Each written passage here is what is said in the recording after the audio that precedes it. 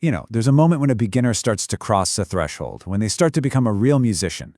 And it isn't when they master a tricky chord or a fast scale. No, it's something much, much more fundamental than that. It's the art of tuning. You can have the most beautiful, masterfully crafted instrument in your hands, but if it's out of tune, well, it's just a wooden box with some wires stretched across it. Tuning isn't just a technical job you have to do. It's an act of bringing harmony out of chaos. It's how you allow the soul of the instrument to actually sing. The first real step to playing well isn't about the notes you choose to play. It's about making sure the notes themselves are true. And yet, having said all that, I'm going to let you in on a little secret, a paradox that might sound a bit strange at first. In the very, very early days of your journey with the guitar, perfect tuning, well, it's just not the priority. Yes, you heard me right. While tuning is absolutely the foundation of all beautiful music, getting completely obsessed with it before your hands even know where they're going, that can just become a roadblock, a source of frustration. There's a much more important connection you need to build first. Just think about it for a second. When you're still teaching your fingers how to land on the frets for a simple C chord, when the sound that chord makes is still a bit of a surprise, and the rhythm is a pulse you're just getting used to, does perfect pitch really matter in that exact moment? The honest truth is, no, it doesn't. Your first and most crucial job is to build that pathway between your mind and your hands to create the muscle memory that will one day make playing feel as natural as taking a breath. So please, embrace that process. The sounds you make in these early days, they might not be perfectly in tune, but they are the raw, honest sounds of you learning. And that, in and of itself, is its own kind of music. Now, just a quick word for my left-handed students, because this is a question I get asked all the time. My strongest advice, based on many years of teaching, is to learn on a standard right-handed guitar. I know, it might feel completely backward at first, but trust me on this. By learning this way, you're giving yourself the incredible gift of versatility. You'll be able to walk into any room, pick up any guitar, and play it. You won't be limited to your one specialized instrument. Your brain is a remarkable thing. It's incredibly adaptable. What feels awkward for the first week will soon become completely natural. The standard guitar isn't really a right-handed instrument. It's a universal one, and learning on it will open up so many more doors for you down the line. This idea of respecting the instrument, of understanding its physical limits, is a lesson that I, unfortunately, had to learn the hard way. So let me take you back to my own clumsy beginnings, to the very first time I tried to tune a guitar all by myself.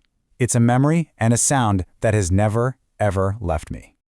I was 12 years old, and this guitar felt absolutely enormous in my lap. I had all the enthusiasm in the world, but a complete and utter lack of knowledge.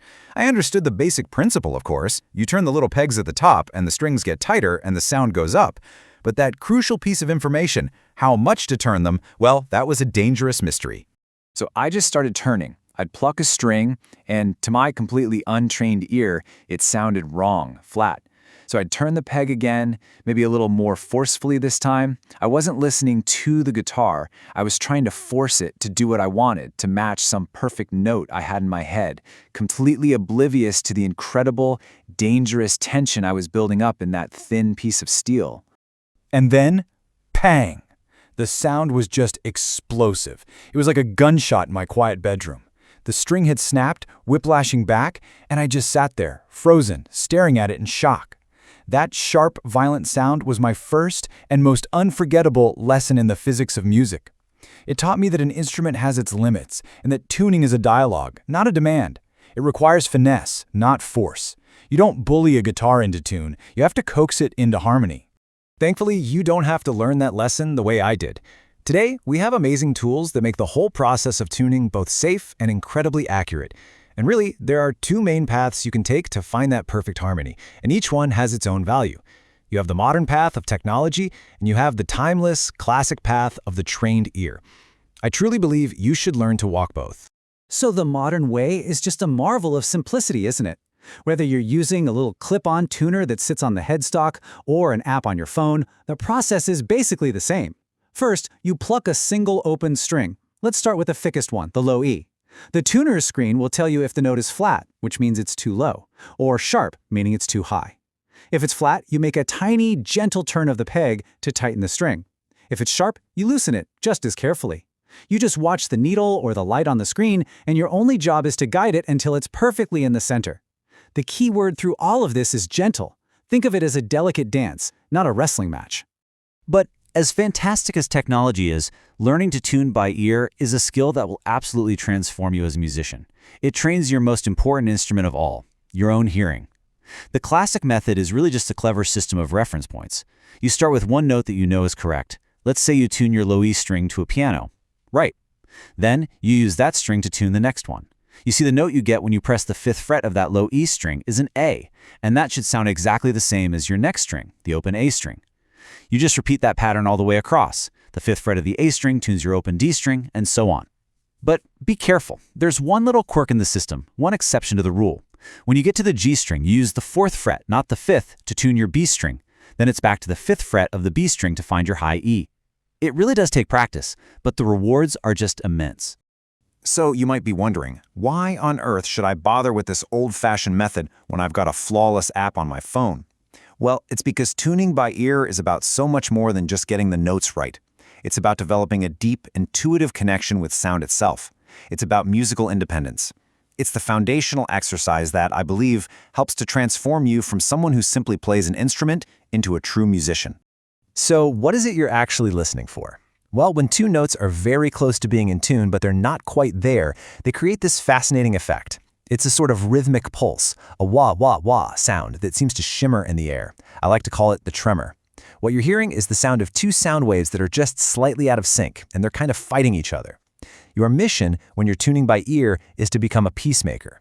You adjust the string until that conflict, that tremor, completely melts away, leaving just one pure, unified tone. As you make those tiny, tiny adjustments to the tuning peg, you'll hear that pulse start to slow down, wah, wah, wah, until, with one final, delicate nudge, it just disappears. And in its place is a sound that is clear, it's stable, it's resonant. It's one of the most satisfying moments, the sound of two notes locking into perfect agreement. That is the stillness you're searching for, and learning how to find it will elevate every single thing you play. Of course, the road to perfect tuning isn't always smooth. Every guitarist I've ever known, from absolute beginners to touring professionals, has run into these common frustrations. But the good news is, the solutions are almost always surprisingly simple. This is probably the #1 frustration I hear from new students. They'll say, I spend ages getting my guitar perfectly in tune, and then I play one song and it's all over the place again. What am I doing wrong? If that sounds familiar, please don't worry. It's completely normal, and there are a few common culprits that are all very easy to fix. 9 times out of 10, the problem is just new strings. You have to think of them like a new pair of leather shoes. They need a bit of time to stretch out and settle in. Here's a great tip. After you tune each new string up to pitch, give it a gentle but firm pull away from the fretboard. You'll hear the pitch drop immediately. Then just tune it back up. If you do that a few times for each string, you'll speed up that settling in process dramatically. On rare occasions, the tuning pegs themselves can be a bit loose, and a quick, careful tighten with a small screwdriver can work wonders. And finally, just double-check that the string is sitting snugly in its little groove at the nut and at the bridge. Right! The other common point of frustration. The thinnest string on the guitar, that high E. So many students struggle with it. They feel like they turn the peg the tiniest fraction of a millimeter, and the note just shoots from being too low to way, way too high. Why is it so incredibly sensitive? Well, it really just comes down to physics. Because it's so thin, the high E string is under an enormous amount of tension relative to its size. This means that even the slightest turn of the tuning peg results in a huge change in pitch. It is by far the most sensitive string on your guitar, and so it demands your most delicate touch. The best advice I can give you is to imagine you're a watchmaker, trying to move the second hand of a tiny clock by just a fraction. Take a breath, be patient, and make the absolute smallest adjustments you can. That perfect note is there. It's just waiting for you to find it with a very, very gentle hand. As you begin to master these technical skills, something interesting will happen. You'll start to notice a change in your relationship with the act of tuning itself. It stops being a chore, that thing you have to get out of the way before you can start playing. It becomes an integral part of the playing. It becomes your personal ritual. You see, with each turn of a tuning peg, you're not just adjusting a string. You are adjusting yourself. It's a moment of quiet meditation. It's a chance to leave the noise of your day behind and bring your full attention to the here and now. It's a ritual that requires patience, and it demands that you listen with a deep, centered focus. In those few moments, you're building a real connection with your instrument, preparing both it and yourself for the music that you are about to create together. And then that moment comes, when all 6 strings finally find their perfect harmony. The change is something you can actually feel. The whole guitar seems to come alive in your hands, vibrating as one single unified thing. And it's in that moment of perfect resonance, when the instrument and the player are in complete agreement, that the real music can finally begin. Thank you for joining me. In our next chapter of the method, we're going to explore the art of rhythm, the very heartbeat of all music. I look forward to seeing you there.